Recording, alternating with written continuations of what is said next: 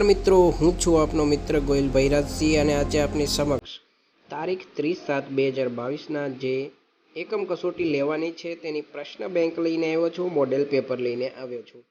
બાળકો પૂર્વ તૈયારી કરી શકે તે હેતુથી આપણે આ વિડીયો બનાવી રહ્યા છીએ।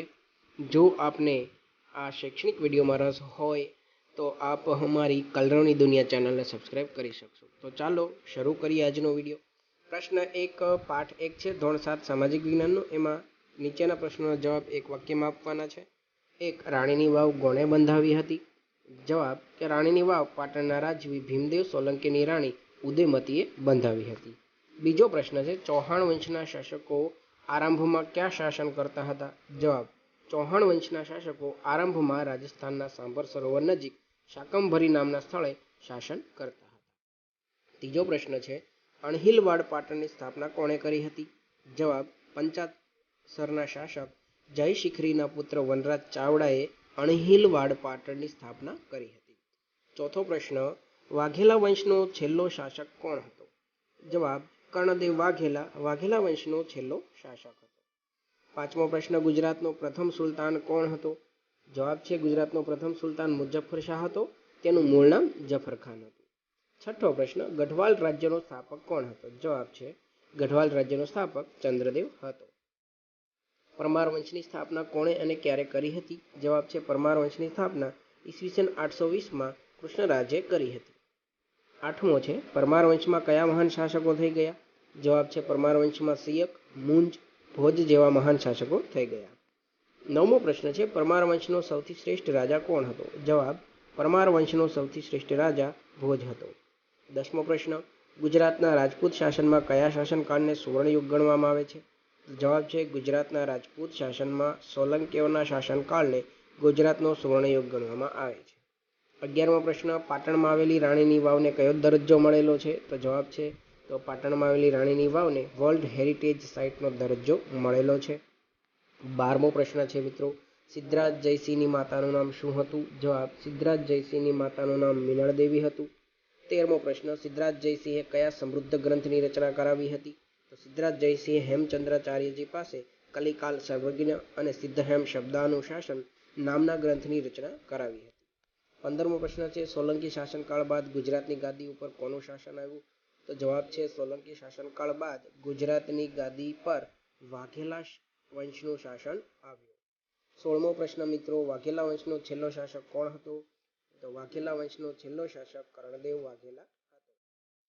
17મો પ્રશ્ન શયન વંશની સ્થાપના ક્યારે થઈ? જવાબ છે શયન વંશની સ્થાપના ઈસવીસન 1095માં થઈ। ચાલુક્ય વંશનો પ્રથમ રાજા કોણ હતો? તો ચાલુક્ય વંશનો પ્રથમ રાજા જયસિંહ હતો। 19મો પ્રશ્ન પલ્લવ વંશની સ્થાપના કોણે કરી હતી? પલ્લવ વંશની સ્થાપના બપ્પદેવે કરી હતી। મિત્રો આ એક વાક્યમાં 19 પ્રશ્નો આપણે પ્રશ્ન બેંક સ્વરૂપે કાઢ્યા છે। આ તૈયારી કરશો તો આમાંથી જ પ્રશ્નો આવશે, બરાબર? તો તૈયારી કરજો। પ્રશ્ન 2 નીચે આપેલા વિકલ્પોમાંથી સાચો વિકલ્પ શોધીને ઉત્તર લખો। પહેલો છે ઉત્તર ભારતમાં કયા રાજાના અવસાન બાદ નાના રાજ્યો સ્વતંત્ર થયા? 4 ઓપ્શન આપેલા છે। એ પુલકેશી બીજો, બી હર્ષવર્ધન, સી મિહિરભોજ, ડી અશોક। જવાબ આવશે મિત્રો બી ઓપ્શન છે હર્ષવર્ધન। બીજો ઓપ્શન બુંદેલખંડનું રાજ્ય પાછળથી કયા નામે ઓળખાયું હતું? Option A Jejak Bhukti, B Ujjain, C પ્રતિહારો, ડી ચૌલુક્ય। જવાબ આવશે એ જેજાક ભુક્તિ। ત્રીજો વિકલ્પ માળવાના પરમાર વંશના શાસકોમાં નીચેનામાંથી કોનો સમાવેશ થતો નથી? A Kumarpal, B Siyak, C Munj, D Bhoj. And the right answer is A option Kumarpal. 8મી સદીમાં બંગાળમાં કયા વંશનું શાસન હતું? એ ચંદેલ વંશ, બી પરમાર વંશ, સી પાલ વંશ, D Pratihar. And the right answer is C option Pal વંશ। 5મો રાણીની વાવ કયા વંશના શાસનકાળમાં બનાવવામાં આવેલી હતી? એ ચાવડા વંશ, બી વાઘેલા વંશ, સી સોલંકી વંશ, ડી મૈત્રક વંશ। સાચો જવાબ આવશે સી ઓપ્શન સોલંકી વંશ। પ્રશ્ન 3 છે યોગ્ય જોડકા જોડો। તેમાં વિભાગ અ અને બ જે આપેલા છે એમાં અ વિભાગની સામે સાચું જોડકું જોડવાનું છે। તો આપણે જવાબ જોઈએ તો એ સેન વંશ તો એની સામે આવશે સી, એમાં આવશે વિજય સેન પ્રથમ। બી બીજો છે સોલંકી વંશ તો એની સામે જવાબ આવશે ઈ ઓપ્શન જે છે કુમારપાળ। પાલ વંશ તો એની સામે ડી ઓપ્શન આવશે ગોપાલ। રાષ્ટ્રકૂટ વંશ તો એની સામે જવાબ આવશે ગોવિંદ ત્રીજો। પલ્લવ વંશ તો એની સામે જવાબ આવશે એ નરસિંહવર્મન બીજો। આ રીતે જોડકા જોડવાના છે। નીચેના પ્રશ્નોના ઉત્તર આપો। આ બે વાક્યોમાં આપણે જવાબ જોવાના છીએ। તો ઉત્તર ભારતના કોઈપણ 3 મુખ્ય રાજવંશોના નામ જણાવો। ઉત્તર ભારતના મુખ્ય રાજવંશોમાં ગઢવાલ વંશ, ચંદેલ વંશ, પરમાર વંશ, ચૌહાણ વંશ, સોલંકી વંશ, ચાવડા વંશ, વાઘેલા વંશ અને પાલવ વંશ જેવા અને સેન વંશ વગેરે વંશો હતા. આપને કોઈ પણ 3 લખવાના છે, પરંતુ મેં તમને એ બધા જ આપ્યા છે, એમાંથી કોઈ પણ 3 તમે લખી શકશો. દક્ષિણ ભારતના કોઈ પણ 3 મુખ્ય રાજવંશોના નામ જણાવું તો દક્ષિણ ભારતના રાજવંશોના નામ આ મુજબ છે: ચાલુક્ય વંશ, રાષ્ટ્રકૂટ વંશ, યાદવ વંશ, હોયસલ વંશ, વરંગલ વંશ, પલવંશ, ચોલ વંશ અને પાંડ્ય વંશ. આમાં પણ એવું જ છે, 3 લખવાના છે, તો આમાંથી તમે કોઈ પણ 3 લખી શકશો. ગુજરાતનો પ્રથમ સુલતાન કોણ હતો, તેનું મૂળ નામ શું હતું? ગુજરાતનો પ્રથમ સુલતાન મુઝફ્ફર શાહ હતો, તેનું મૂળ નામ જફરખાન હતું. ચોથો પ્રશ્ન: રાજમાતા મિનળ દેવીએ પ્રજા કલ્યાણના કયા કયા કાર્યો કર્યા હતા? જવાબ જોઈએ. રાજમાતા મિનળ દેવીએ પ્રજાવત્સલ્ય હતા. પ્રજાના કલ્યાણના કામો કરવા માટે હંમેશા તત્પર રહેતા હતા. તેમણે પ્રજાને ન્યાય આપવા નોંધપાત્ર કાર્યો કર્યા હતા. તેમણે સોમનાથનો યાત્રાવેરો નાબૂદ કરાવ્યો હતો. તેમના કહેવાથી પીવાના પાણીની સમસ્યા હલ કરવા સિદ્ધરાજ જયસિંહે ધોળકામાં મલાવ તળાવ અને વિરમગામમાં મુનસર તળાવ બંધાવ્યા હતા. પ્રશ્ન 5મો જોઈએ તો ટૂંકનોંધ લખો.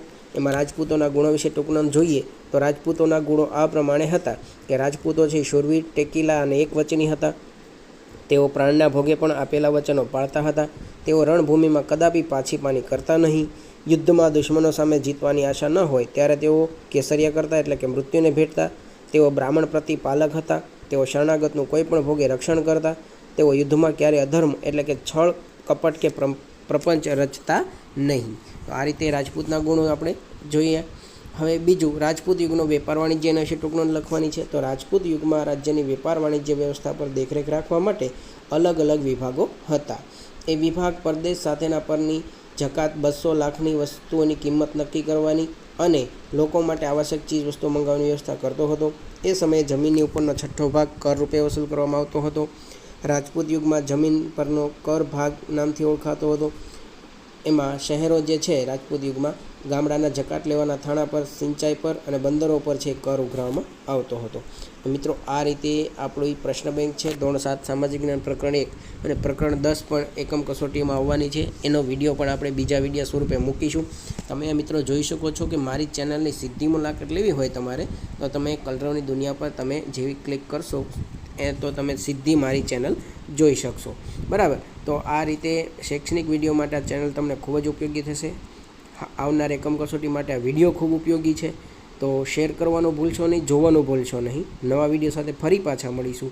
ત્યાં સુધી જય હિન્દ, જય ભારત, જય ગુજરાત.